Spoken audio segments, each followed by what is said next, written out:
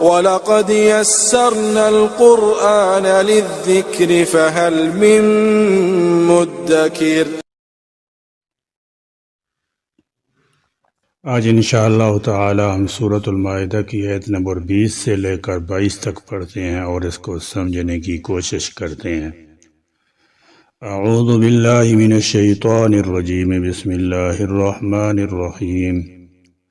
وَإِذْ قَالَ مُوسَىٰ لِقَوْمِهِ يَا قَوْمِ اذْكُرُوا نِعْمَةَ اللَّهِ عَلَيْكُمْ إِذْ جَعَلَ فِيكُمْ أَنْبِيَاءَ وَجَعَلَكُمْ مُلُوكًا وَآتَاكُمْ مَا لَمْ يُؤْتِ أَحَدًا مِنَ الْعَالَمِينَ۔ وَإِذْ اور جب قال کہا موسیٰ نے لقومی اپنی قوم سے یا قومی اے میری قوم اذکروا تم یاد کرو نعمت اللہ کی نعمت علیکم جو ہوئی تم پر اذ جب جعل اس نے بنائے فیکم تم میں یعنی تمہارے اندر انبیاء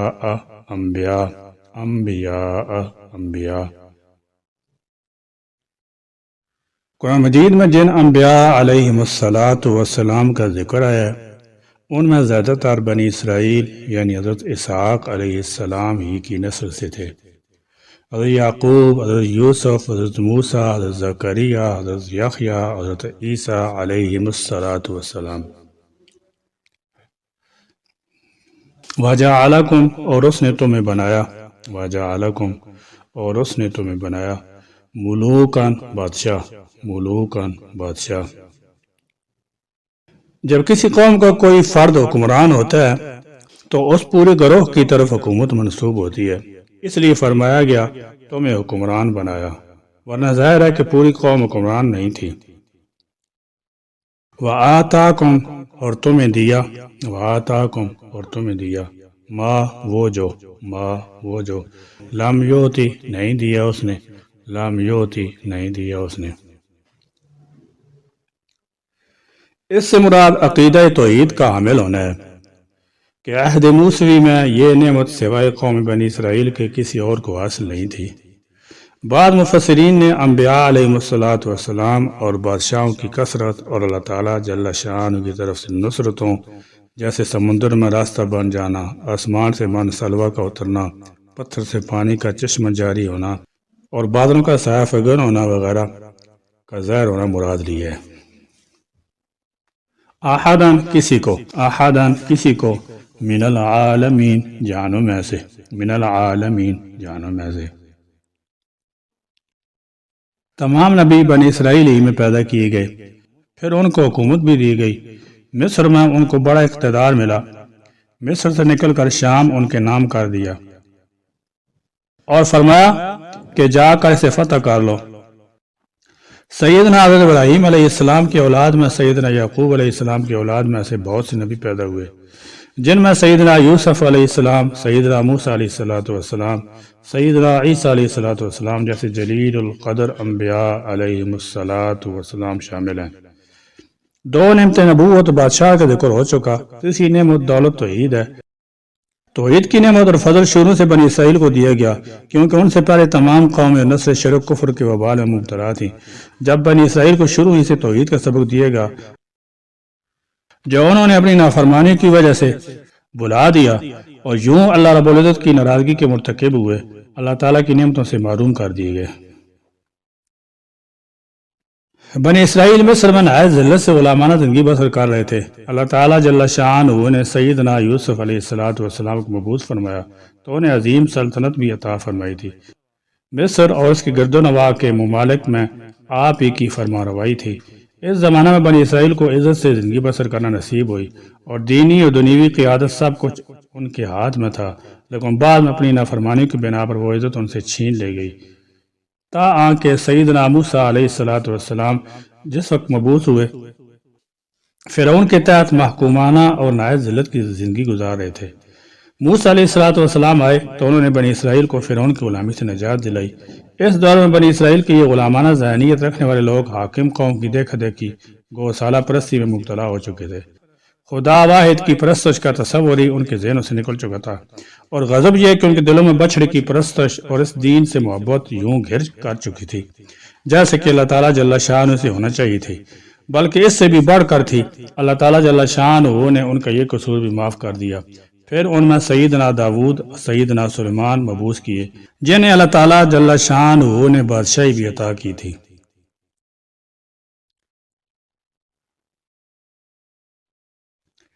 یا قوم ادخلوا الارض المقدسة التي كتب الله لكم ولا ترتدوا على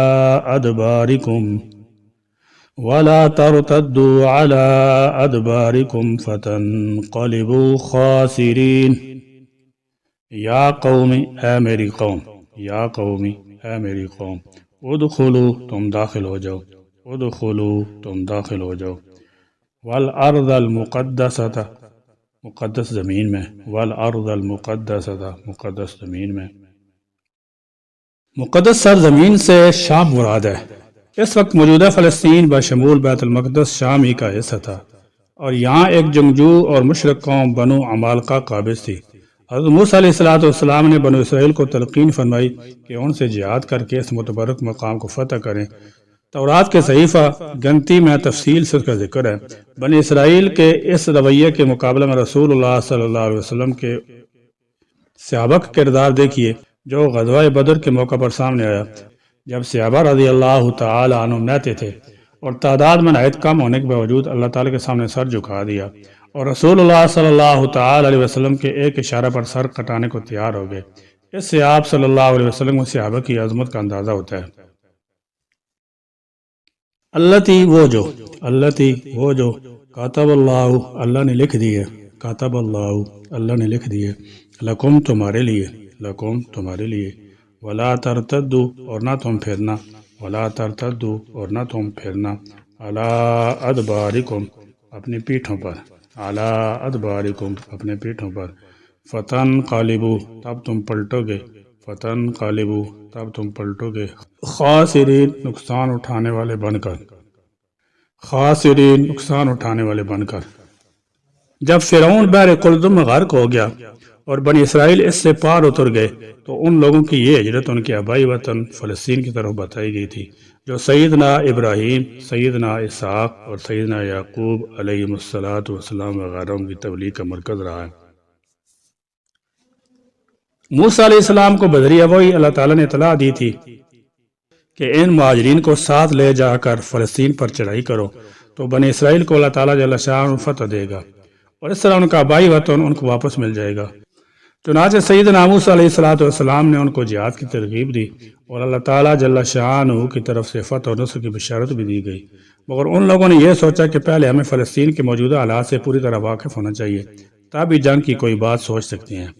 چنانچہ ان لوگوں نے خود تو دشت فاران میں ڈیرے ڈال دیے اور اپنے میں سے 12 آدمیوں کو فلسطین کے سیاسی حالات کا جائزہ لینے کے لیے روانہ کر دیا۔ سیدنا موسیٰ علیہ السلام نے ان لوگوں کو روانہ کرتے وقت یہ تاکید کی تھی کہ حالات جیسے بھی ہوں آ کر صرف مجھے بتانا، ہر کس و ناقص کے سامنے تشہیر نہ کرنا۔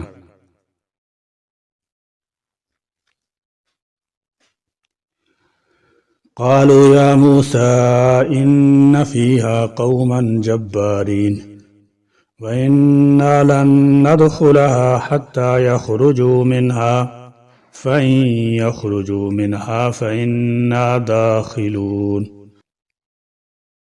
قالوا انہوں نے کہا یا موسیٰ، اے موسیٰ، یا موسیٰ، اے موسیٰ، ان فیہا بے شک اس میں، ان فیہا بے شک اس میں، قوماً ایک قوم ہے، قوماً ایک قوم ہے، جبارین بڑی زوراور، جبارین بڑی زوراور، وَإِنَّا اور بے شک ہم، وَإِنَّا اور بے شک ہم، لن ندخلها ہرگز نہیں اس میں داخل ہوں گے، لن ندخلها ہرگز نہیں اس میں داخل ہوں گے۔ حتیٰ یہاں تک کہ حتیٰ یہاں تک کہ یخرجو وہ نکل جائیں یخرجو وہ نکل جائیں مینا اس میں سے مینا اس میں سے فین پھر اگر یخرجو وہ نکل جائیں یخرجو وہ نکل جائیں مینا اس میں سے مینا اس میں سے فإنا تو ہم ضرور داخلون داخل ہو جائیں گے داخل ہو جائیں گے۔ سیدنا موسیٰ علیہ السلام نے ان لوگوں کو جو تاکید کی تھی، لیکن ان لوگوں نے موسیٰ علیہ السلام کے حکم کی خلاف ورزی کی، اور جب فلسطین کے علاقہ کا دورہ کر کے واپس آئے تو اس کی رپورٹ خفیہ طور پر سیدنا موسیٰ علیہ السلام کو دینے کی بجائے ہر ایک کو وہاں کے حالات بتانا شروع کر دیے، اور وہ رپورٹ یہ تھی کہ فلسطین کے علاقہ واقعی بڑا زرخیز شاداب ہے، وہاں پانی اور دودھ کی نہریں بہتی ہیں، لوگوں کی معاشی حالت اچھی ہے، لیکن وہ لوگ بڑے طاقتور، زور آور، قداور ہیں۔ یعنی بیت المقدس پر اس وقت عمالقہ کا قبضہ تھا، جس سے وہ ڈر گئے۔ حالانکہ 12 سرداروں میں سے 2 سردار یوشع بن نون اور کالب بن یوقنا نے ان کو بڑی ہمت دلائی اور فتح کا یقین بھی دلایا، مگر وہ جہاد کے لیے تیار نہ ہوئے۔ اس پر 40 سال تک وہ ایک محدود علاقے میں قید ہو کر رہ گئے۔ اسی دوران سیدنا ہارون علیہ السلام فوت ہو گئے۔ 6 ماہ بعد سیدنا موسیٰ علیہ السلام بھی وفات پا گئے۔ بہرحال حضرت موسیٰ علیہ السلام نے بنی اسرائیل سے کہا کہ اس خطہ ارضی میں داخل ہو جاؤ، اس سے اللہ تعالیٰ نے تمہارے مقدر مقرر رکھا ہے۔ اللہ تعالیٰ نے حضرت ابراہیم علیہ السلام سے بھی وعدہ کیا تھا کہ اس سرزمین کو تیری اولاد کا مرکز بناؤں گا، لہذا تم اس مداخلے کے لیے جہاد کا آغاز کرو۔ وَلَا تَرْتَدُّوا عَلَىٰ أَدْبَارِكُمْ، اور اپنی پشت پر نہ پھرنا، یعنی بزدل ہو کر واپس نہ آ جانا، بلکہ آگے کی طرف بڑھنا، اور اگر تم پیچھے کی طرف مڑے فَتَنْقَلِبُوا خَاسِرِينَ، تو نقصان اٹھانے والوں میں سے ہو جاؤ گے۔ اللہ تعالیٰ کے حکم کی تعمیل میں قدم بڑھاؤ تو ملک فتح ہو جائے گا۔ مگر بنی اسرائیل کہنے لگے، قالوا یا موسیٰ ان فیہا قوما جبارین، وہاں تو بڑی زبردست قوم عمالقہ رہتی ہے، وہ بڑے قداور اور طاقتور لوگ ہیں، ہم ان کا مقابلہ نہیں کر سکتے، لہذا وَإِنَّا لَن نَدْخُلَهَا حَتَّى يَخْرُجُوا مِنْهَا، ہم ان کے علاقے میں ہرگز داخل نہیں ہوں گے جب تک وہ وہاں سے نکل نہ جائیں۔ فَإِن يَخْرُجُوا مِنْهَا فَإِنَّا دَاخِلُونَ، جب وہ لوگ اس سرزمین سے نکل جائیں گے تو پھر ہم داخل ہو جائیں گے، ہم ان کی موجودگی میں نہیں جا سکتے کیونکہ وہ بڑے زبردست لوگ ہیں۔ یہ تمام قصہ حضرت صلی اللہ علیہ وسلم کے وقت کے یہود کو سنایا جا رہا ہے کہ تمہارے آبا و اجداد نے نافرمانیوں کی اس طرح سزائیں پائیں، تم اور مسلمان ان سے عبرت حاصل کریں اور نبی اکرم صلی اللہ تعالی علیہ وسلم پر ایمان لیں اور عہد کی پابندی کرتے ہوئے توحید رسالت کو مان لیں اور صراط مستقیم اختیار کریں، کہیں تمہارا انجام بھی ان کی طرح ہی نہ ہو جائے۔ آخر میں رب ذوالجلال فرماتے ہیں کہ اے نبی، آپ ان کی حالت، انجام اور سزا پر افسردہ نہ ہوں، یہ سزا تو ان کو ملنی ہی تھی۔ اس یہود قوم کی خصلتوں سے اللہ تعالیٰ جل شانہ اہل اسلام کو بچا دے۔ حق تعالیٰ جل شانہ جب اپنے فضل سے ہم کو امت محمدی میں پیدا فرما کر ہم کو اس نعمت عظمت سے نوازا ہے تو ہمیں اس نعمت کی قدردانی کی توفیق بھی عطا فرمائے، اور ہم کو اپنے رسول پاک صلی اللہ تعالی علیہ وسلم کے اتباع کامل نصیب فرمائے، اور حضور صلی اللہ تعالی علیہ وسلم کے ارشادات کی نافرمانی سے کامل طور پر بچائیں۔ ربنا تقبل منا انک انت السمیع العلیم وتب علینا انک انت التواب الرحیم، وآخر دعوانا الحمد للہ رب العالمین۔